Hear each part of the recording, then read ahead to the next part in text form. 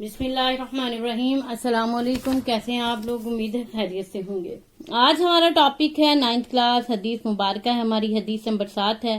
تو آئیے شروع کرتے ہیں اللہ کے نام سے جو بڑا مہربان نہایت رحم والا ہے. بسم اللہ الرحمن الرحیم.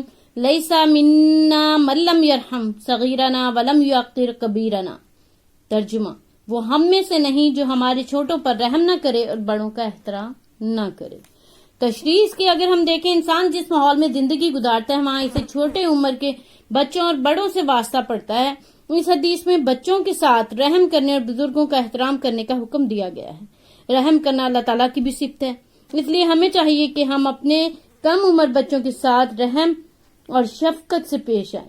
ان کی غلطیوں اور کوتاہیوں پر رحم دلانا رویہ اختیار کریں. بچوں کی اچھی تربیت کے لیے بھی بڑوں کے پیار و محبت کی ضرورت ہے، کیونکہ بچے ہر بات اپنے بڑوں سے سیکھتے ہیں.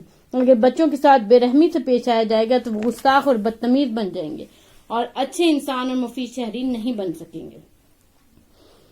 حدیث کے دوسرے حصے میں بزرگوں کا احترام کرنے کی تلقین ہے.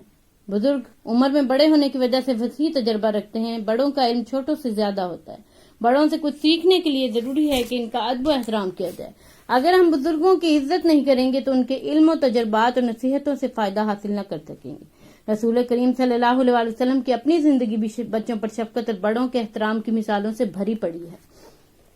اب آپ دیکھیں کہ جب حضور صلی اللہ علیہ وسلم گلی میں جا رہے ہوتے تو بچوں سے خود سلام لیتے، اور اگر سواری پہ ہوتے تو بچوں کو سوار کر لیتے، اور اگر آپ کوئی پھل لاتے محفل میں بچوں کو سب سے پہلے دیتے.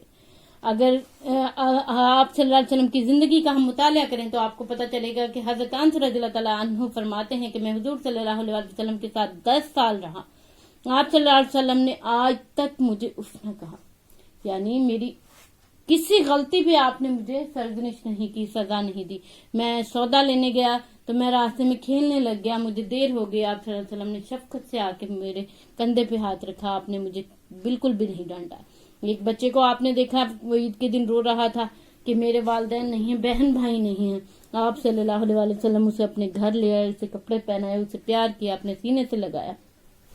اسی طرح حضور صلی اللہ علیہ وسلم کی زندگی ان مثالوں سے بھری پڑی ہے. اپنے نواسے اگر دیکھا جائے تو محرم کے حوالے سے بھی آپ نے ان کے بیانات سنے ہوں گے ان کی زندگی کے بارے میں کہ آپ صلی اللہ علیہ وسلم حضرت حسن حسین کو اپنے کندھوں پہ سوار کر لیتے، جبکہ عرب میں یہ بات بہت معیوب سمجھی جاتی تھی کہ بچوں کو گود میں اٹھانا. تو آپ نے اس رسم کا خاتمہ کر دیا اور بچوں کے ساتھ شفقت، محبت، ہمدردی، رحم دلی سے پیش آنے کی ایسی مثال قائم کی جس کی نظیر قیامت تک نہیں مل سکتی. بچہ اپنا ہوتا یا کسی کا، آپ صلی اللہ علیہ وسلم انتہائی شفقت سے پیش آتے. حضرت فاطمہ آپ صلی اللہ علیہ وسلم کی بیٹی تھی، آپ نے دیکھا ہوگا جب وہ آتی تو آپ صلی اللہ علیہ وسلم ان کے لیے اپنی چادر بچھا دیتے. اسی طرح اگر آپ دیکھیں تو ان کی زندگی بڑوں کی خدمت اور عزت کے حوالے سے بھی بہت ساری مثالیں ملتی ہیں.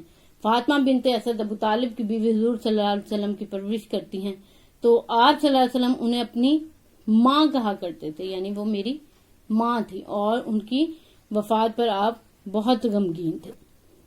اسی طرح حضرت حلیمہ سعدیہ، انہوں نے آپ کو دودھ پلایا، آپ کی رضائی والدہ تھی، اور جب بھی وہ آپ سے ملنے آتی تو آپ صلی اللہ علیہ وسلم ان کے لیے اپنی کملی یعنی اپنی چادر اتار کر کندھے ہوئے ان کے لیے بچھا دیتے اور بہت عزت و احترام سے ان کے ساتھ پیش آتے.